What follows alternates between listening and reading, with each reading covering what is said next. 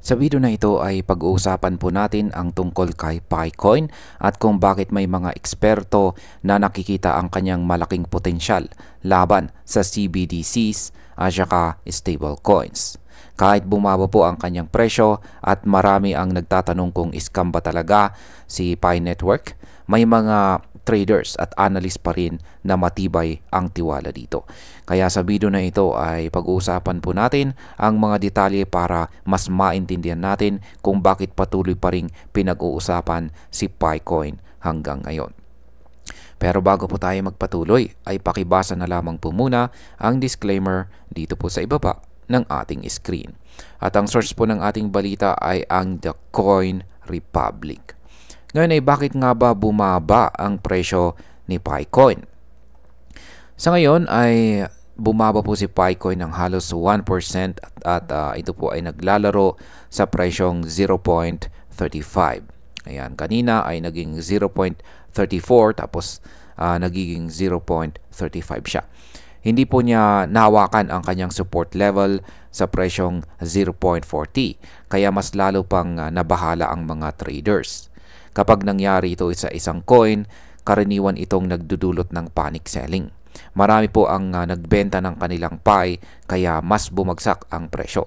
Kaya ang impact po nito ay mas lalong humina ang kumpiyansa or confidence ng ibang mga investors at traders sa short-term movement ni PiCoin. Ngayon ay ano nga ba ang dahilan ng massive sell-off na ito? Kapag ang isa pong coin gaya ni Pi ay hindi nakakapag-hold ng support level, nagiging sinyalis ito ng posibleng mas malalim na pagbagsak.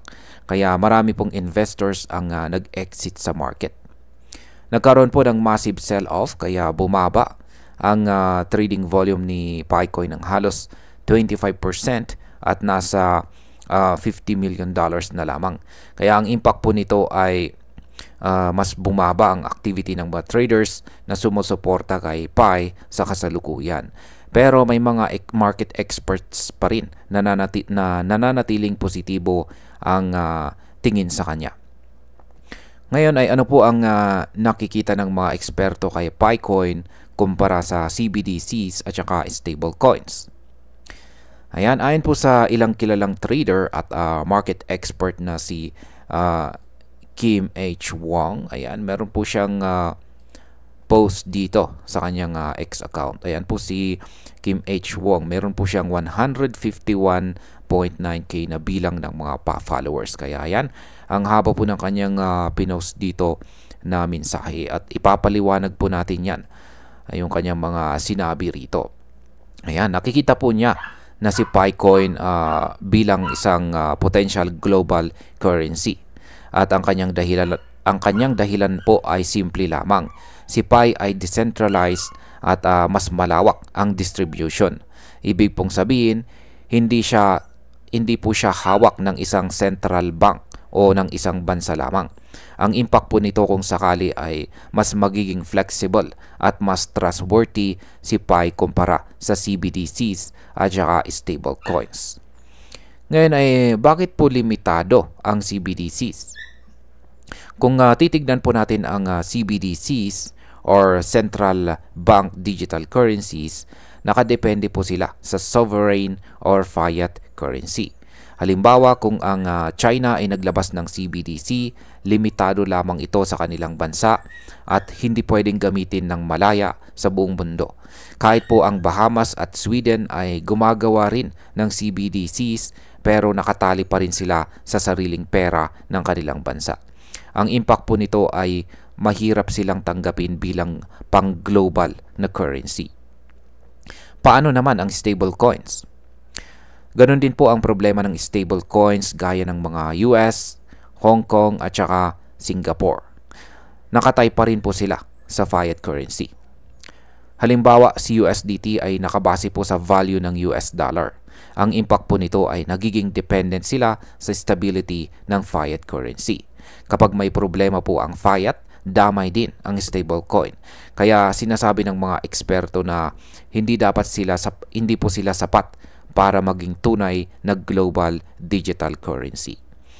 Kaya ano po ang vision ni PiCoin para siya po ay maging iba? Si PiCoin ay may goal na bumuo ng isang peer-to-peer ecosystem at online experience na hindi po limitado sa isang bansa lamang.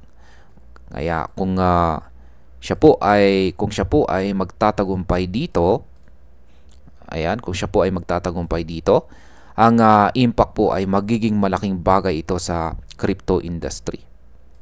Magiging mas malawak po ang kanyang adoption dahil pwedeng gamitin ng kahit sinong tao saan man sa mundo.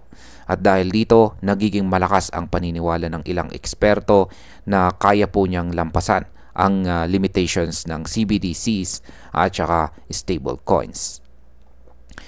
At yan bilang hindi po pala panghuli ito. Scam ba talaga itong si Pi Network? Ayan. Dahil sa pagbagsak ng presyo at pagbaba ng trading volume, maraming nagtanong kung scam ba talaga itong si Pi Network.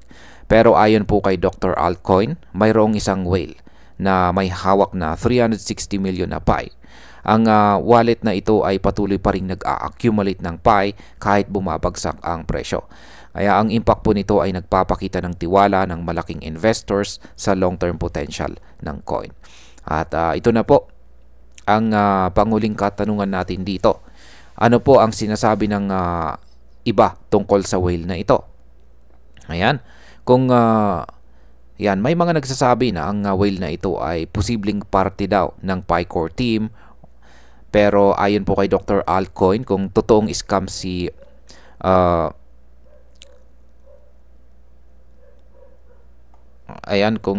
kung totoong scam po itong si Pi Network, hindi kailanman bibilhin ng isang scam project ang sarili po niyang coin. Ang impact po ng argumentong ito ay maaring mabawasan ang duda ng ibang tao sa legitimacy ni Pi Network. Ngunit syempre, hindi po nito tuluyang mapapatunayan na hindi siya scam. Kaya nananatiling hati ang pananaw ng mga tao. Ayan. Bilang panghuli, ay sa kabila po ng pagbagsak ng presyo, nananatili ang paniniwala ng mga eksperto na may potensyal itong si PiCoin. Kung magpapatuloy po ang kanyang development at makuha ang tiwala ng mas maraming tao, maaari po siyang maging isa sa mga leading global digital currencies. Ang impact po nito kung mangyayari ay posibleng malaki ang galaw ng presyo ni Pi at maaari po niyang makuha ang atensyon ng mas maraming investors. At sa kabuuan, bumaba man ang presyo ni PiCoin at marami ang nagtatanong kung scam ba ito, may mga eksperto pa ring nakikita ang kanyang lakas laban sa CBDCs at saka stable coins. Dahil po sa kanyang decentralized nature at malawak na distribution, posibleng magbukas po siya ng bagong paraan para sa digital currency na walang hangganan. Kaya masasabi po natin na habang may pag-aalinlangan pa rin sa market, hindi natin pwedeng baliwalain ang potensyal ni PiCoin sa hinaharap. At ayan, hanggang dito na lamang po tayo sa video na ito mga ka-crypto. Marami pong salamat sa panonood. Ingat po tayo lagi at God bless po sa ating lahat.